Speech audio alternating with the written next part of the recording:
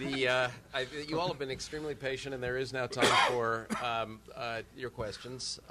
There are mics. Well, there's a mic here that you can come up to, and there's about to be a mic over here. I see the stand for the mic. Do you want to liberate one of these mics for that purpose? Okay.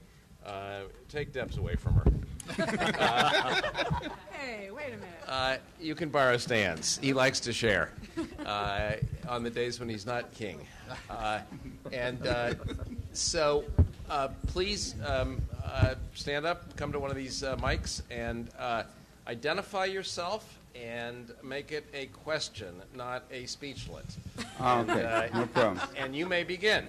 I'm Dan Kissel. I'm Gibsonburg Middle School principal up in Northwest Ohio. And I've been to 2 meetings by our local ESC, North Central Ohio Educational Service Center, and I just want to say Dr. Lahusky, Sandra Best, and their team are doing an excellent job. My question is, I'm in complete agreement with this. I like the whole idea of where we're going, the mastery learning, all of that. But I asked it to the ESC, and now I want to ask it here. They hinted on it a little bit with the mastery learning, the getting rid of grade level movement, the 19th century, you're 7, so you're in 2nd grade, you're 8, so you're in 3rd grade. But what about that 25% of kids that we all know, yeah, we want them to be able to jump 5 foot over the high, over that high bar, but they're just not going to jump that 5 feet. Where is that piece in this process for those kids that just are not going to make the bar that we're setting there for them? That's so how are we going to question. handle struggling learners, if I may rephrase your there question, as the bar rises, as the new standards come into being? Eric, you should start because your city has its share of struggling learners. I think one of the things that the Common Core work, and we've talked about this at the national level, one of the things the Common Core work has been fairly silent on is what are the right kinds of instructional supports for students with disabilities, students who are English language learners, that sort of thing.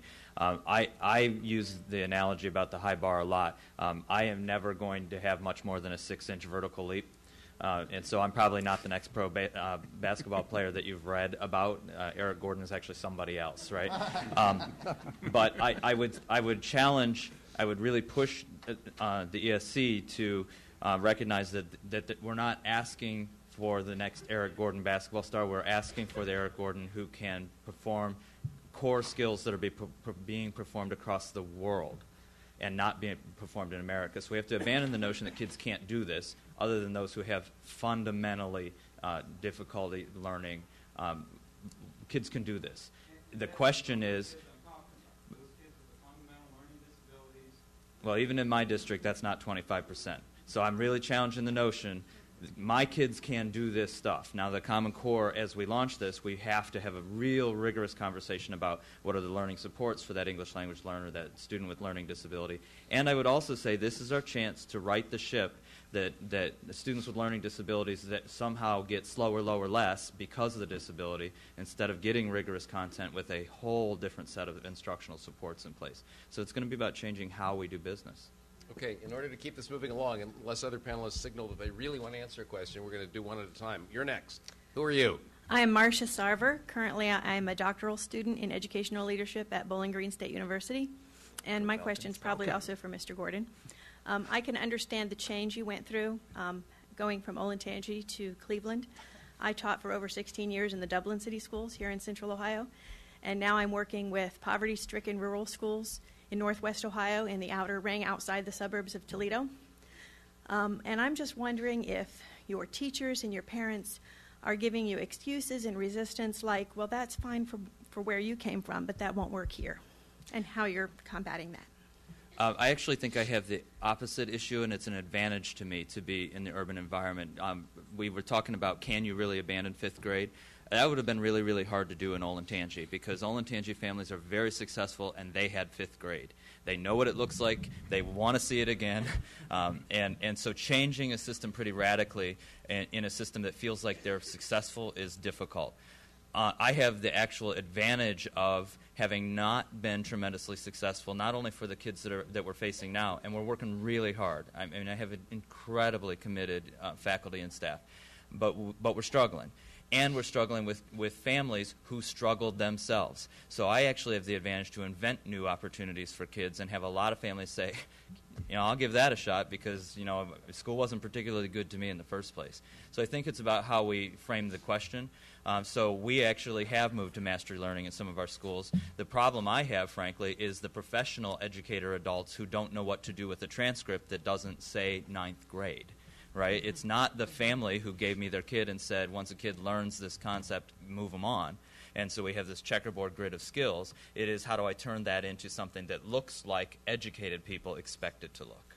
And if I could just follow up real quick on that, because I think we're a district that's in transition of what you're referring to. 15 years ago, we had about 20% of our kids were in free and reduced lunch, and a minority population about 9%. Today, even as we speak, we're about 55% minority, which makes them the majority, and over 50% free and reduced lunch. So in a very short period of time, that happened. And so the thing I hear and have heard over the years in my district, well, we don't have those kids anymore. And I fundamentally reject that from the basic premise, because this is about expectations, and it's about giving kids enough support and time to do what we expect them to do. And so I agree with Eric. The system has to understand that. But we can be our own worst enemy if we ever accept the notion that kids can't do it. I think I hear you both saying that there's potentially greater acceptance by parents than by district staff. No, I wouldn't say district staff. I would say my teachers are also taking advantage of an opportunity to reinvent the way we do teaching and learning. Okay. I'll give you one quick example. We run a summer school every year for students who failed to be successful in their core coursework. We've turned it into our professional development largely around problem-based learning, which is the context we think learning needs to be in. And we said to the faculty teaching summer school, look, this is your chance. Try it. Experiment with it. You may fail, but the kids who came here failed at what you did before. So this is your opportunity to try to behave differently. And we have had really incredible experiences with teachers saying, okay, I'm going to give this a shot. I'm going to try to do something different. Yeah. I would argue it's moving outside of the system once you've accomplished that, and how do we get the rest of the world to understand that grades look different in the future. Okay. You are next. I'm Lene Clinton from Dayton Public Schools, and I just have two quick questions. One, we are currently, as a part of our Common Core Transition Plan, engaged in a pilot over the ACT end-of-course exams. My question is, next year we were looking to take that district-wide in anticipation of an accountability system that would include end-of-course exams. Do we continue on that path, or should we move just to Common Core and get off that train? Advice, please. Dan, advice for Dayton. So I'm going to try and do this, Lene, without getting too technical. While state law permits the chancellor and I to promulgate rules that eliminates the OGT and replaces it with a college readiness assessment, a nationally normed college readiness assessment, a series of end-of-course exams, and the substitution of ACT end-of-course exams, AP exams, or an IB system, we're probably a couple years out. So preparing your kids for the ACT, if you can afford to do that, will help to raise expectations. Technically, we probably won't be ready to make a substitution of OGT as quickly as you described. Okay, thank you. And my second question is, the thing that's going to keep me up tonight and for many nights to come is the scores will plummet. So could you speak to, and you've answered some of my questions around how this will impact an accountability system within the state, but what's the timeline for that, particularly in terms of that our graduates will be college and career ready? Do you mean by 2014-15 that we're going to have 70% of our kids not graduating, or just some sense of a timeline around that would be appreciated? Just real quickly, the provision of our waiver application among the several, I mean, one of them is that we would present to you your actual pass rates as we've done on the report card. But we would also then, based on our projections, we would tell you in an early warning kind of way what your district would look like today if you made no other adjustments. So you'll have about a 2-year period in which you'll have a chance to see what the projected scores look like. To the extent we can drill them down to the standard level, we hope to do that. And then it gives you some information to work with your faculty.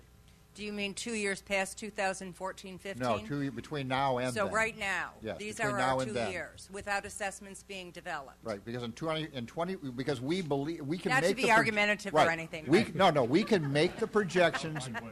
We can make the projections based upon what we know about the Common Core standards and existing frameworks of exams that are based on college and career ready. Will we have an error? Sure, but at least it gives you an idea of roughly where you could be. But if I can restate part of her question, will the exam results in 2014-15 be the results where the scores plummet? If actions are taken prior to that time, you don't have to, they may drop, they may not drop as badly, but in 2014, 2015, the scores that are reported are the ones that count. Okay, we know Good what we're luck, up against. Dayton. Thank you. I was born there. Well, I was going to say, Actually, I was you born have here. I access grew up to the there. Fordham Foundation, so you'll be fine. Infinity of instructional resources. Yes, we'll go over here next. My question's related. Who are you? John Deuce. I'm from Columbus Collegiate Academy here in Columbus. You brought the Pledge of Allegiance. Brought the Pledge of Allegiance. Okay. Kids. In my mind, the assessment defines the rigor of the standards, not the other way around. So if we start implementing the standards now, but we can't see the assessment until 2014-15, is there other guidance along the rigor of the instruction that we should help our teachers define? And I don't want to see the test so I can teach the test. I want to see the test so I can teach to the rigor of the test. So, and second part of that question is, what's the review process to the rigor of the lessons that are being posted as model curriculum? How do we know that that's aligned with the rigor of the assessment? Whoa. So in part, we're back to Debbie's question last night at dinner, which is when do I get to see the questions? Or at least examples of the questions, illustrative questions. You showed us one or two already. You want more? Maybe 2 or 3 more? Yeah. So here are some things that will be rolled out over the next year or two or so out of Parks work, but then there's also other work going on. So we will have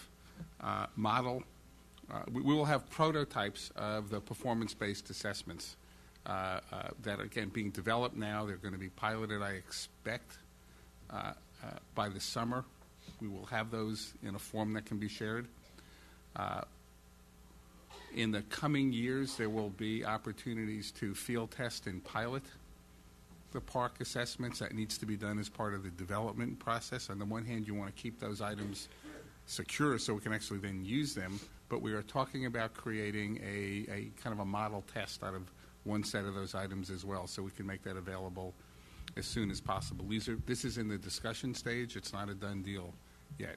But there's also work that's going on. So Stan talked about the curriculum, the model curriculum here. There are a number of other states that are developing model curriculum and model instructional units. One of the things that Achieve is doing is developing a set of protocols for judging the quality of those curriculum and instructional materials and their alignment to the Common Core. We're piloting that and work with 3 states now. We brought another group of about 13 states together. Stan, I think you had someone at that at that meeting to be part of taking these tools and rolling them out. They will be a good way, number one, to help you judge the quality of the materials that Ohio or anyone else has developed. But secondly, that will help the teachers, right, who do that work, who do those reviews, really wrap their head around the standards in a different way, because they'll be looking at instructional materials and trying to understand the relationship between the two. Thirdly, there's work that I'm aware of in a number of districts that are trying to create sample lessons based on the Common Core that include assignments and therefore will include samples of student work that have to be scored. And there's a sort of an informal network of folks who are in the process of developing the Common Core who are connected to a lot of this work. We're trying to pull things together so that there will be examples of student work that have been scored that, again, illustrate the rigor, if not from a test point of view, at least from a classroom assignment point of view. So we're trying to pull that stuff together. I think you said almost in passing that the 772 curricular items on the website include assessment or sample student work. Well, where we have assessment examples, those are there. We're going to be building on that because we don't have any that are technology enhanced yet, as a for instance. But I'm really glad Mike raised this issue of samples of student work, because we are in the process of gathering those, because that really does help to define what the expectations for performance are and how they fall on the continuum. So imagine what happened if districts work together to take some of those model units that you have, Exactly. right, and introduce them, right, and generated student work and got together to score it, right, and evaluate it. You begin to develop a common understanding of the level of rigor that's going to be expected. That could be quite powerful. Deb, is this part of what's underway at the AFT also?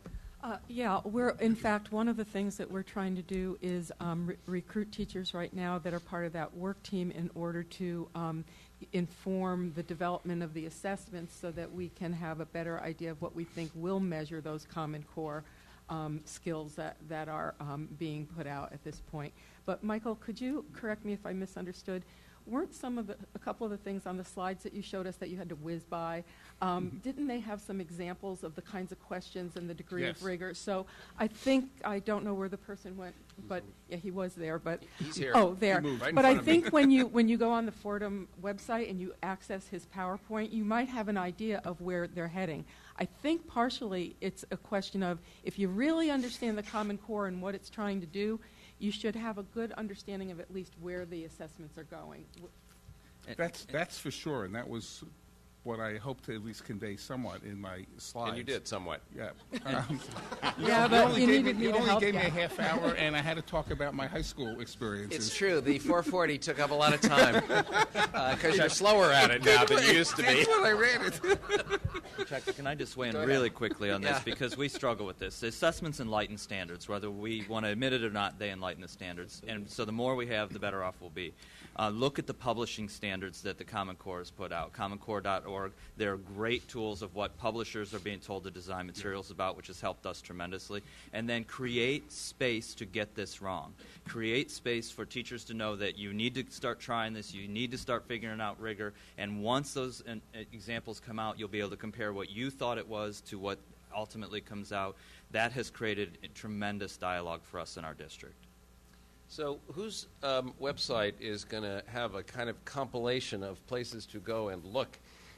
We've had actually a bunch of them tossed out in the course of the morning. Is this an ODE job? Is this somebody else's job?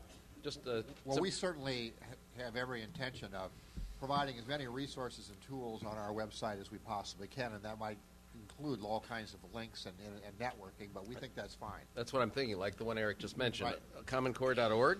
Yeah. Yes. It's got videos in it. Videos, too. Okay. And what's nice about the videos is if you get a chance, for those of you who are interested, you actually can see what a teacher is doing with the content inside the standards. So it really helps it come to life. Good. So just quickly to anybody, but I think this is mainly going to be Stan or Debbie, on behalf of Columbus Collegiate Academy and 300-plus other charter schools in the state, is anybody incorporating the charter schools in any of this, or are they on their own? Oh, they are.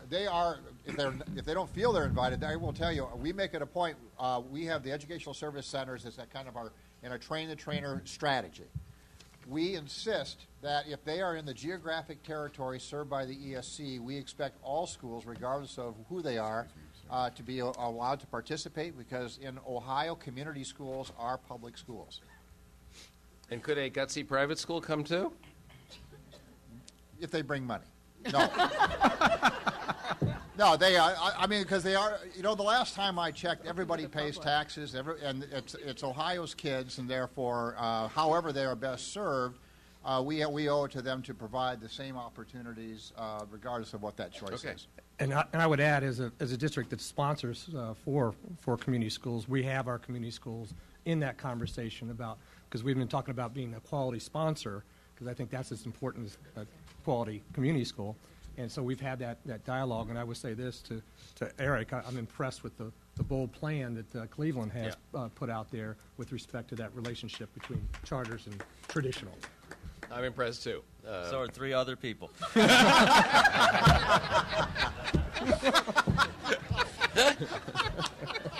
Listen, in this crowd, I tried. Soon the minority will be a majority. That's right. Just like in Reynoldsburg.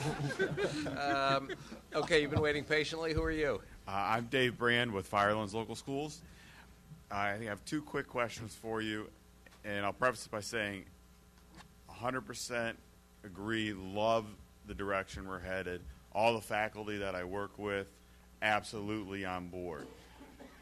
I've heard a lot, whether my interpretation from what you guys are saying or what I've heard was, this is a big animal for you guys, whether it's Park, Achieve, ODE, etc., to get ready for 14-15.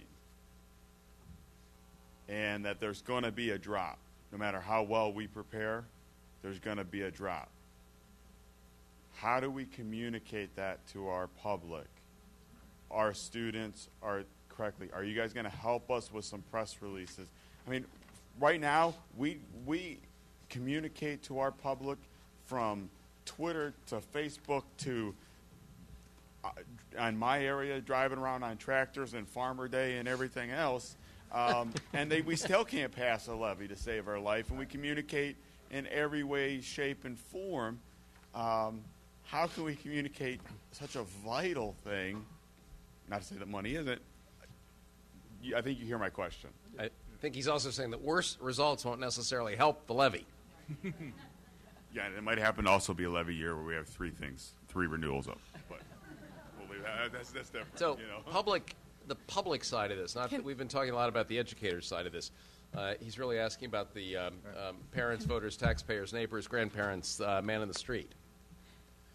Well, I'll take the mic. Take a quick stab at this, because I actually just talked with the Ohio School Boards Association this morning about this very topic, and that is the Department of Education is willing. My communication staff up against the wall over there. Up against the wall. This is going to keep you up at night. But I think we do owe it to get part of a larger communications plan. In fact, and you'll see that rolling out over the next several months.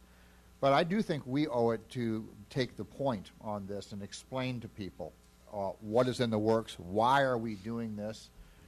Yeah, that yes, you can see that there may be a drop, but then what happens as a result of it? We actually think toward the end we can build the support you're going to need to pass those levies, because if we don't make these investments, we just know that these children that we currently have are going to be sentenced to probably less opportunity in life than otherwise their parents and others would want.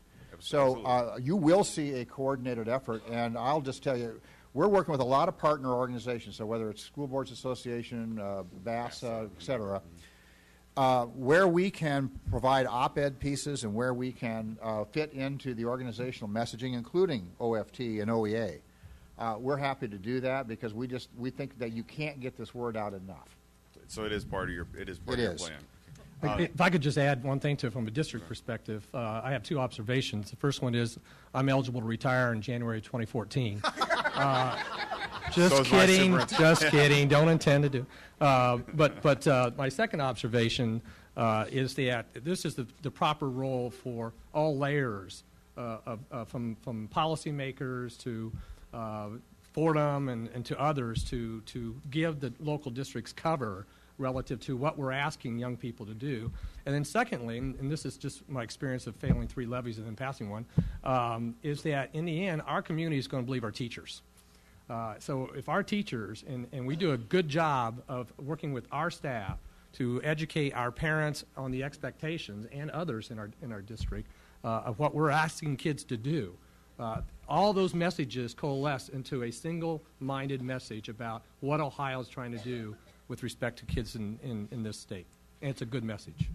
And I also would like to add, I believe very firmly that we have to have a unified, cohesive message that we all consistently apply across the state. That is without a doubt. It cannot be viewed as this organization thinks it's good, this organization does not. We have to be consistent and cohesive.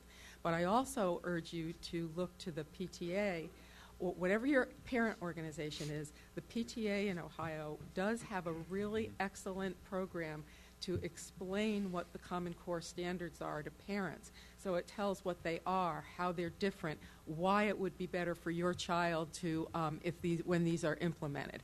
And so use your parent organizations to speak to parents as well. And whenever possible, I think it would not be a bad idea to possibly have joint presentations with parents and teachers and the principal, so you do it together and you're seeing that they're a team. And we should be modeling that collaboration. But I urge you to look at the PTA stuff. I have one quick technology question for you. Wait, let Go Debbie ahead. I'm answer sorry, this I'm one. Could I sorry. just tell you, too, the State Board is also on with this, and the members of the State Board are going to be going out throughout the state to help with that communication strategy. So if you would like one of your board members to come to any events you have, please let us know. We would be more than happy to come and try to spread that message. We have to do this in a collaborative way. Thank you. That's If you want to much really be appreciated. scared, every state board member is going to start tweeting. Go ahead with your other question. I'm a very big technology buff. I have an iPad too. I have a smartphone. I have a laptop. I What's had the all question? those, right? Okay. What I don't understand, maybe I misheard, was this idea of computer. The idea of a traditional PC is gone. I can't type an essay on an iPad. Our kids, when you talk about screen size, take away half of your iPad. Or even if we then pay money and have the plug-in portable keypad to that. Is that what we're expecting our kids to do? Because I thought I heard, computers. You heard Eric on this topic, so let him answer this topic after he finishes checking his smartphone. The idea that these computer labs are out of date.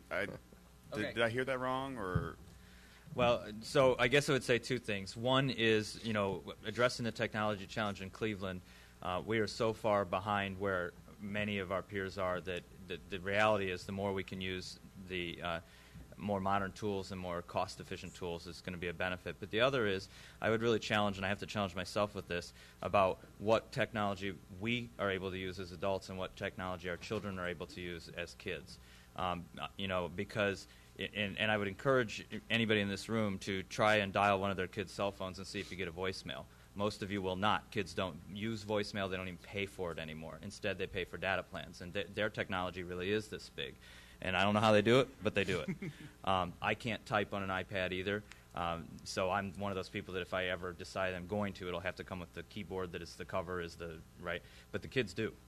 They bang that stuff out so easily. We moved kids to e-readers in 2 of our schools and went from picking up truckloads of books that were left on buses and trains to having lost 2 in the course of a semester, 1 by a kid and 1 by an adult. It's just it's a game changer, and I think that we have to really take this advantage to experiment with how kids process the world and use that as an opportunity for these assessments as opposed to relying on how adults have processed it. I agree with you, and I'll just leave with this statement. I think those are all very great consumption devices, but not the best creation devices. All right, we got to leave it at that because we have 2 more questioners, and then the panel is done.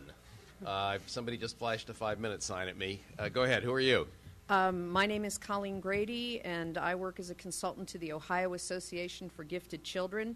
And I'd like to shift the focus for just a moment to those students who are and may continue to be above the bar with respect to the minimum expectations that we have for all students.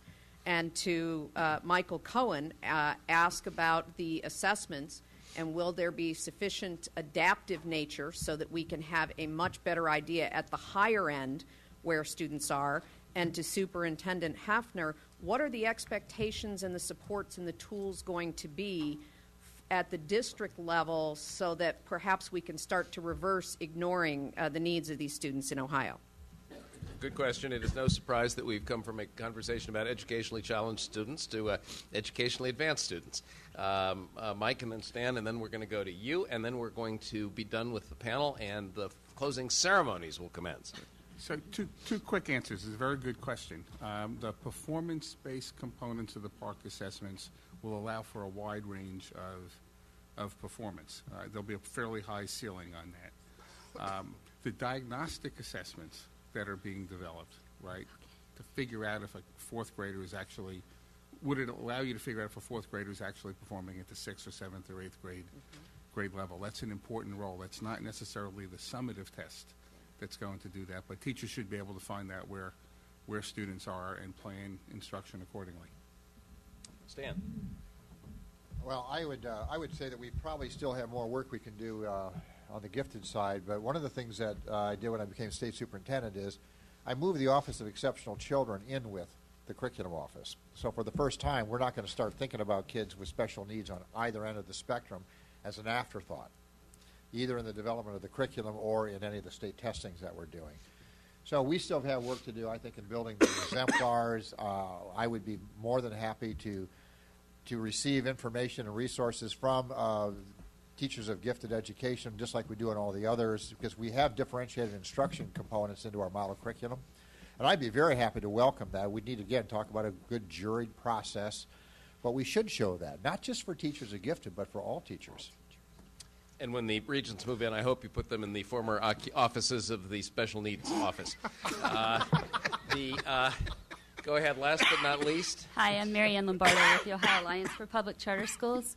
Most of our kids are from high poverty urban areas or our online kids, and a good number of them were in different LEAs last year than they are this year, maybe in another LEA next year, or here it is in February, they may have been in a different LEA a month ago. With the new assessments, when you have data points going throughout the school year, I know there's some work on data following the child so that the teacher that child is working with right now can see that history and have that rich data to be able to move that kid forward. But can you speak to how quickly that data system can be in place and what we can do to help test out some of those processes? I think that's another Stan question. It is, and I wish I had a staff member I could slough it to. She'll find you later, and you can make that connection. What I can tell you something in general. Then for more specifics, I just don't have any of my tech people here. But under our Race to the Top grant, as you probably know, we're designing this instructional improvement system, and it will replace this ridiculously out of date EMA system that we have. What I can't speak to is exactly when that transition occurs or what some of the technicals are behind the tracking. But we know, because we're designing it by listening to our customers, that was one of the things that we had to make sure we built into the design. So maybe we could talk afterwards. I can probably get to the right person. But the new system is going to take advantage of a technology that is going to be a lot more recent than the 25-year-old one that we have now. Well, that's a good start. Why don't you join me in thanking a great panel?